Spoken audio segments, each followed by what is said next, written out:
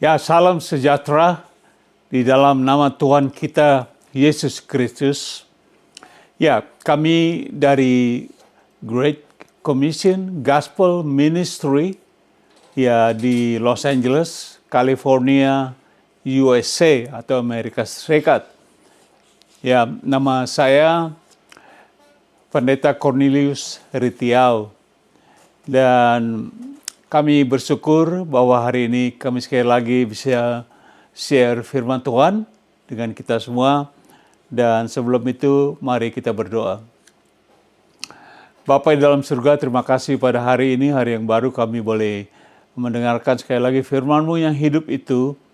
Tuhan, tolong hamba, urapi hamba, penuhi hamba dengan roh kudus-Mu, supaya ketika hamba berbicara, semua itu keluar dari hati-Mu sendiri, dan untuk menyenangkan-Mu sendiri.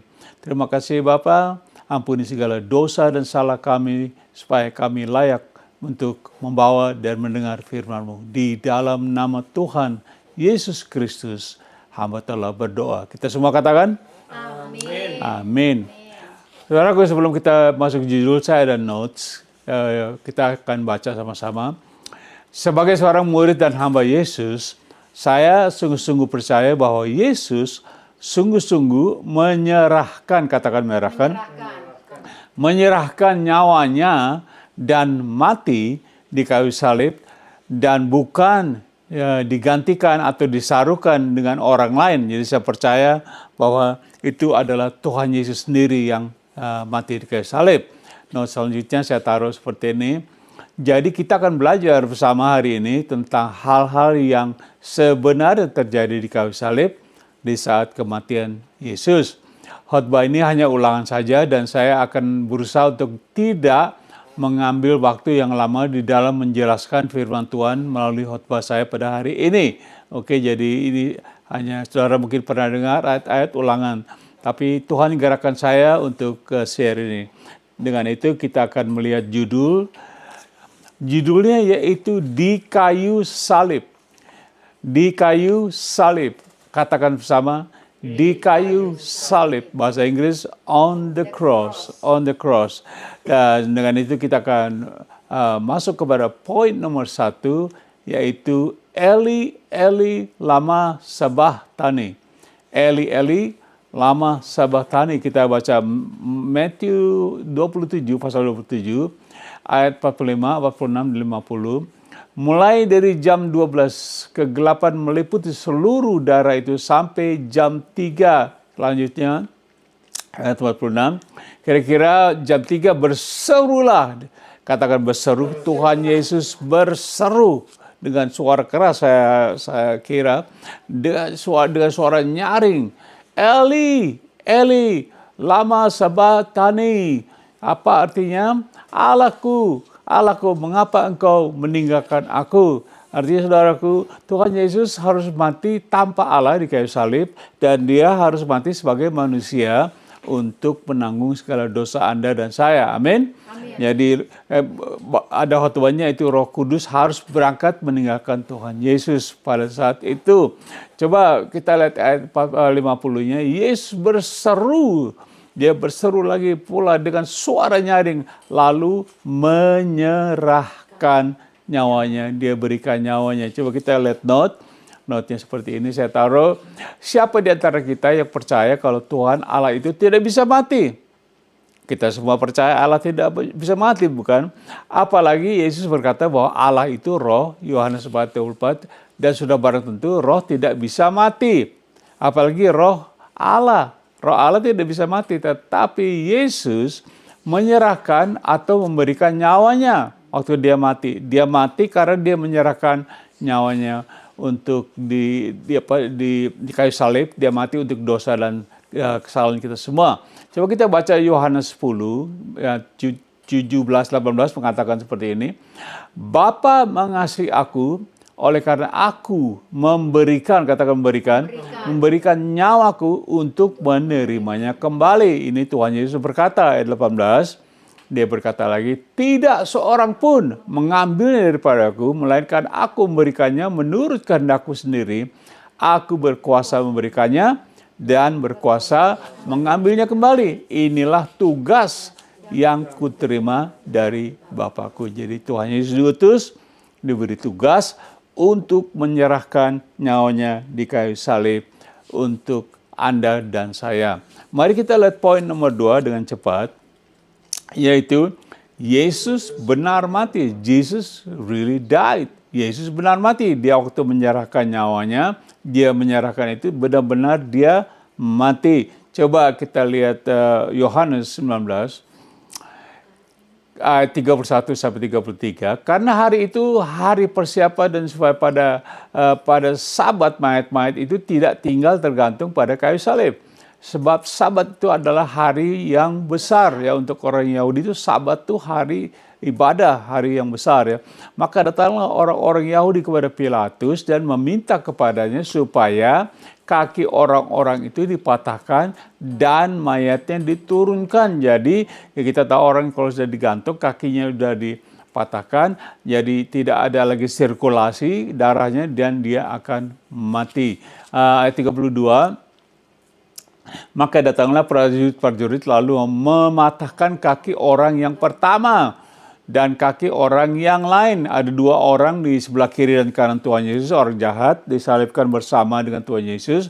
Yang disalibkan bersama dengan Yesus, ayat 33. Tetapi ketika mereka prajurit, serdadu Romawi ini yang disuruh jaga waktu itu, mereka ini profesional banget. Mereka ini orang-orang bukan, ya kita katakan bukan kerco-kerco yang menjaga Tuhan Yesus dengan ketat ya.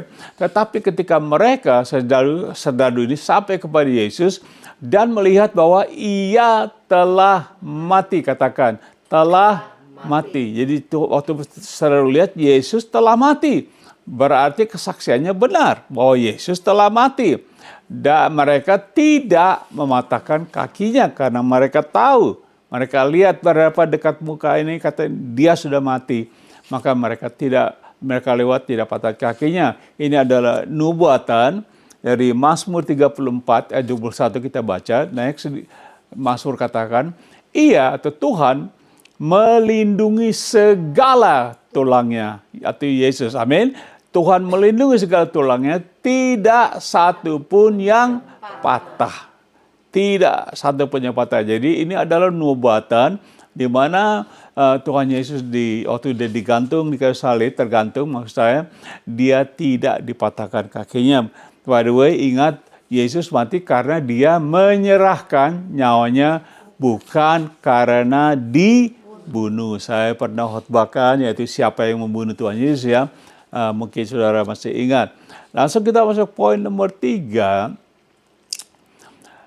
Poin nomor 3 yaitu tabir bait suci terbelah 2. Tabir bait suci terbelah 2. The veil of the temple was split. The veil of the temple was split. Kita akan baca Markus pasalnya yang ke-15 ayat 37 sampai 38. Ayat 37 berkata, lalu berserulah Yesus dengan suara nyaring dan menyerahkan nyawanya. Jadi dia mati karena dia serahkan nyawanya. Ayat 38-nya berkata, ketika itu, yaitu ketika Yesus menyerahkan nyawanya pada waktu yang bersamaan, tabir atau tirai yang sangat tebal bait suci terbelah 2 dari atas sampai ke bawah. Jadi ini tinggi sekali, bait Allah itu besar, tinggi, terus terbelah tuh dari atas sampai bawah, robek jadi 2. Waktu Tuhan Yesus menyerahkan nyawanya. Coba kita lihat notes, saya taruh seperti ini. Notnya berkata, adapun fungsi dari tabir bait suci itu ialah untuk memisahkan antara imam besar dan jemaah Israel ketika mereka mengadakan acara ibadah raya, khususnya setahun sekali, yaitu ibadah pengampunan dosa, di mana imam besar memercikan darah domba yang tidak bercacat ke atas semua jemaah Israel yang hadir dalam acara ibadah tersebut. Jadi pemercikan darah ini untuk mengatakan ditutup dosa-dosa mereka dengan percikan darah supaya mereka sudah dianggap suci. Contoh kita baca Ibrani ayat 9, 6 dan pasal 9 ayat 6 7. Demikianlah caranya tempat yang kudus itu diatur. Maka imam-imam senantiasa masuk ke dalam kemah yang paling depan itu untuk melakukan ibadah mereka. Ayat 7 dikatakan seperti ini. Tetapi ke dalam kemah yang kedua, hanya imam saja yang masuk sekali setahun. Dan harus dengan darah yang ia persembahkan karena dirinya sendiri dan karena pelanggaran yang dibuat oleh umatnya dengan tidak sadar. Jadi dengan kata darah yang tidak bercacat, domba tidak bercacat ini dipercikan supaya pelanggaran ini dihapuskan. Jadi pengampunan dosalah seperti itu. Coba kita baca Ibrani 9 ayat 11 dan sampai 12. Tetapi sebalik kita Kristus, tetapi Kristus telah datang sebagai imam besar untuk hal-hal yang baik yang akan datang. Ia telah melintasi kemah yang lebih besar dan yang lebih sempurna yang bukan dibuat oleh tangan manusia. Artinya yang tidak termasuk ciptaan ini. Jadi Tuhan Yesus sudah melalui hampir sama melalui satu kemah yang besar tidak terlihat, boleh dikatakan. Ayat 12 dikatakan seperti ini. Dan ia telah masuk satu kali untuk selama-lamanya ke dalam tempat yang kudus. Seolah-olah tempat yang kudus dia satu kali untuk selama-lamanya. Tapi kalau imam-imam setiap tahun diulang-ulang. Kudus bukan dengan membawa darah domba jantan dan darah anak lembu, tetapi dengan membawa darahnya sendiri. Dan dengan itu ia telah mendapat kelepasan yang kekal. Bahasa Inggris lebih jelas, obtain eternal redemption for us. Jadi Tuhan Yesus masuk menyerahkan hidupnya dengan darahnya, dia menguduskan kita, artinya kita tidak ada lagi penghukuman. Di redemption artinya kita ditebus dengan darahnya itu. Tidak sekali setahun, tapi satu kali untuk selama-lamanya. Tuhan Yesus tidak usah mati dua kali begitu. Dia mati sekali untuk selama-lamanya. Dan coba kita lihat Yohanes 1 ayat 29.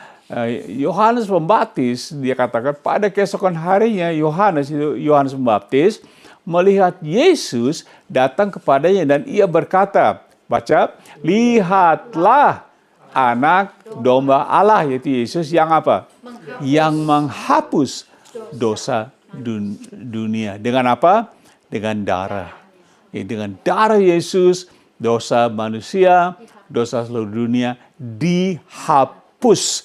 Dengan darah percikan darah domba yang zaman dulu, domba benar-benar domba kambing dan sebagainya, hanya menutupi kesalahan, menutupi pelanggaran ditutupi. Tapi Yohanes berkata, anak domba Allah, Tuhan Yesus, ini dihapus sampai hilang semua dengan darah Yesus. Amin. Coba notnya saya taruh seperti ini. Notnya mengatakan, jadi tabir bait suci Allah terbelah dua dari atas sampai ke bawah. Artinya sekarang kita dapat langsung datang kepada Tuhan tanpa apa? Perantaraan imam atau juga pendeta atau siapapun. Artinya kita mau datang kepada Tuhan bebas. Saudara tidak usah ada orang yang, saya mau berdoa, saya tunggu pendeta, saya tunggu pastor, saya tunggu imam. Tidak usah, saudara. Sekarang kita semua bisa langsung berdoa dan menyembah Tuhan Yesus. Amin. Suatu hal yang luar biasa kita bisa lakukan. Mari kita tepuk tangan karena kematian Tuhan Yesus. Kita diberi freedom, diberi kebebasan untuk masuk ke hadirat Tuhan. Coba baca Ibrani 4. Ayat 14 sampai 16 seperti ini. Jadi, saudara-saudara, oleh darah Yesus, oleh apa? Darah Yesus kita sekarang penuh apa?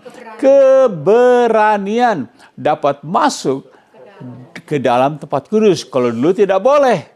Kalau jemaah Israel tidak boleh, hanya imam besar yang boleh. Tapi melalui darah Yesus kita sekarang dengan berani dan keberanian kita boleh masuk ke hadirat Tuhan anytime. Anywhere, any place, right? We can just go in and pray and worship. Okay. Ayat 20 mengatakan seperti ini. Karena ia telah membuka jalan yang baru, yaitu Tuhan Yesus, dan yang hidup bagi kita melalui tabir, yaitu apa? Dirinya Sendiri. Itu Yesus. Dia dengan matinya, dia buka tabir itu diri sendiri. Jadi melalui Tuhan Yesus, melalui darahnya, kita bisa langsung datang untuk menyembah Dia. Haleluya. Ayat 21 mengatakan seperti ini.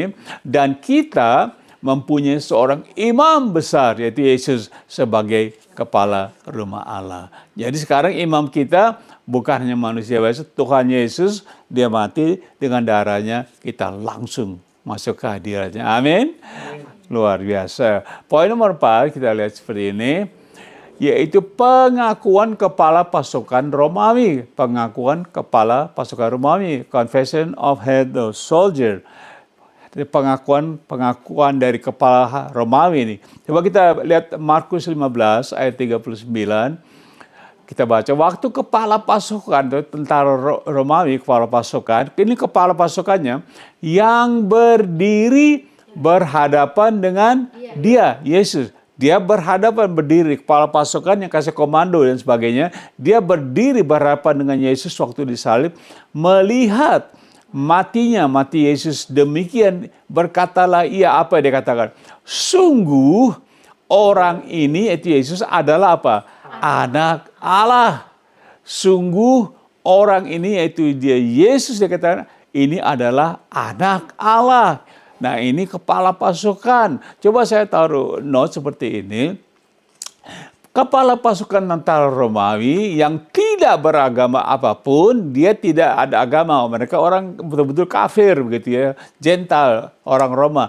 Tidak beragama apapun, dan yang berdiri berhadapan dengan Yesus mengatakan, sungguh Yesus adalah anak Allah. Nah, sedangkan para kaum agama non-Kristen zaman sekarang, pada non-agama, saya sering mendengar ini, banyak orang agama yang bukan Kristen, yang sama sekali tidak pernah berdiri berhadapan muka dengan muka di hadapan Yesus, mengatakan bahwa apa? Yesus bukan anak Allah. Tuh. Ini orang kepala pasukan yang tidak ada agama, orang boleh dikatakan orang ya begitu, orang kafir, dia mengatakan sungguh ini anak Allah, Yesus. Sekarang kita yang nggak pernah berdiri depan Yesus, orang-orang beragama, orang non-Kristen, nggak pernah sama sekali bertemu dengan Tuhan Yesus. Oh, bukan Tuhan Yesus, dia bukan anak Allah. Pernah dengar itu? Ya. Jadi saudara pikirkan sendiri, siapa yang mengaku yang benar? Kita manusia yang tidak beragama atau kepala tentara Romawi yang berdiri langsung di depan Tuhan Yesus. Amin. Tapi saya katakan kepada saudara, Tuhan Yesus adalah benar-benar anak Allah dan bukan orang lain yang mati di kayu salib. Tidak disarukan kepala pasukan, lihat, dia adalah Yesus yang mati, dan orang-orang yang mematahkan kaki-kaki dan juga berhadapan dengan Tuhan Yesus, mereka tidak patahkan kakinya, mereka lihat bahwa Yesus mati, bukan orang lain. Kalau tidak, mereka bilang, oh ini bukan Yesus, ini orang lain, ini kesaru nih. Atau kepala pasukan bilang, kayaknya bukan dia, ini bukan yang kita pecut, kita pukul, kita tinju, kita ludahi. Kayaknya orang lain, kan Tuhan Yesus disiksa, kan dia tidak. Dia diludahi dan sebagainya. Oh ini kayaknya orang lain, begitu. Tapi mereka tidak berkata seperti itu. Mereka bilang, sungguh dia ini adalah anak Allah. Haleluya. Tepuk tangan dong buat Tuhan Yesus. Saudara mempunyai Tuhan yang mati mewakili kita. Firman Tuhan berkata kita ini berdosa, di kita mestinya tergantung di kayu salib, ya tidak. Tapi Tuhan Yesus ambil keputusan, no, saya yang mati buat kalian. Haleluya. Nah, kita ke poin nomor 5, itu ke poin yang terakhir. Judulnya memikul dosa. Memikul dosa. Bear the sin. Bear the sin. Coba kita baca 1 Petrus pasal 2 ayat 24 mengatakan, ia atau Yesus sendiri telah apa? Memikul dosa. Ia telah memikul dosa kita. Tadi saya katakan di kayu salib dia mati.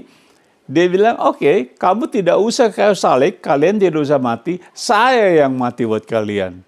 Dan saya ini artinya bukan dia bilang, oke, nanti ada teman saya, orang yang mirip saya, orang serupa saya. Enggak, Ya, saya akan mati mewakili kalian. Maka dikatakan, iya, Yesus sendiri telah memikul dosa kita di dalam tubuhnya di kayu salib. Supaya kita yang telah mati terhadap dosa, hidup untuk kebenaran oleh apa? Oleh bilur-bilurnya kamu telah sembuh. Dengan bilurnya kamu telah sembuh. Yang penting yaitu kesembuhan rohani. Kesembuhan dari penyakit D, saya bilang. Ada vitamin D, tapi juga ada penyakit D. Apa penyakit D?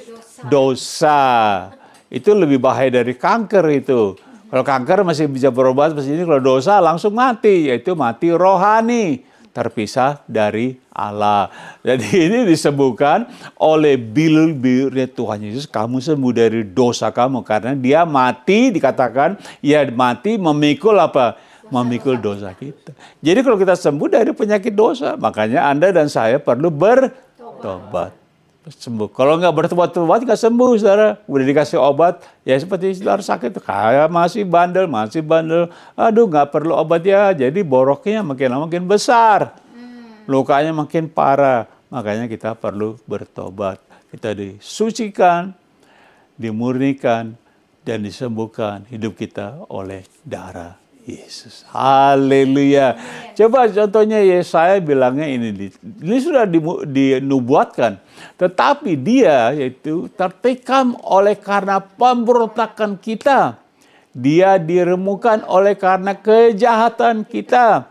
Ganjaran yang mendatangkan keselamatan bagi kita ditimpahkan kepadanya dan oleh bilur-bilurnya kita menjadi sembuh. Sama.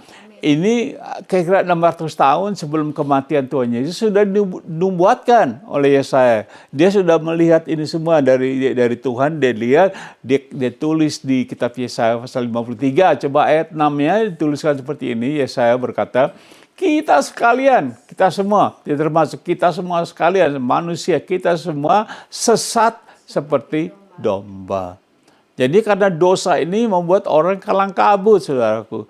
Kacau kita, jadi kita udah gak tahu bikin seperti apa manusia. Karena firman Tuhan bilang tidak ada satu orang pun yang benar. Semua telah berdosa. Jadi masing-masing kita mengambil jalannya sendiri. Tetapi Tuhan telah menimpakan kepadanya, siapanya situ Tuhan Yesus, disebutkan kejahatan kita sekalian. Jadi segala kejahatan kita yang dari dulu, dari kecil sampai kita dewasa sekarang, semuanya ditimpa kepada Tuhan Yesus. Waktu dia mati di kayu salib, dia tanggung semua dosa kita. Ya, saudara mungkin tidak merasa itu kalau saudara belum bertobat. Kalau saya ini sudah bertobat, saya kata, saya rugi sekali ya hidup di dalam dosa dan saya sesat dan sebagainya. Tapi setelah saya tahu Tuhan Yesus mati, oh my goodness, I am really bad. Terima kasih Tuhan Yesus. Coba baca Roma 5 yang saya baru jelaskan. Roma 5 mengatakan, akan tetapi Allah menunjukkan apanya? Kasihnya kepada kita. Allah tunjukin, dia nggak ngomong, Allah tidak ngomong gombal. Dia bilang Allah mengasihi dia, ditunjukin. Oleh karena apa? Kristus telah mati yaitu di kayu salib untuk kita ketika apa? Ketika kita masih berdosa. Waktu kita masih berbuat jahat, makanya tadi di buku Yesaya katakan ditimpakan kepada kita buat jahat semuanya. Yesus mati di kayu salib, bukan waktu kita orang benar. Kita katakan tidak ada yang benar, kita semua nggak ada yang benar. Kita semua berdosa, kita semua sudah berbuat dosa. Makanya di kayu salib Tuhan Yesus mati untuk kita ketika kita masih berdosa. Dia mati untuk kita, luar biasa. Ayat 9 mengatakan seperti ini, lebih-lebih karena kita sekarang telah dibenarkan oleh apa? Darahnya. Nanti satu kali saya akan khotbah tentang darah Yesus ya, mungkin bagus ya. Darahnya kita pasti, katakan pasti.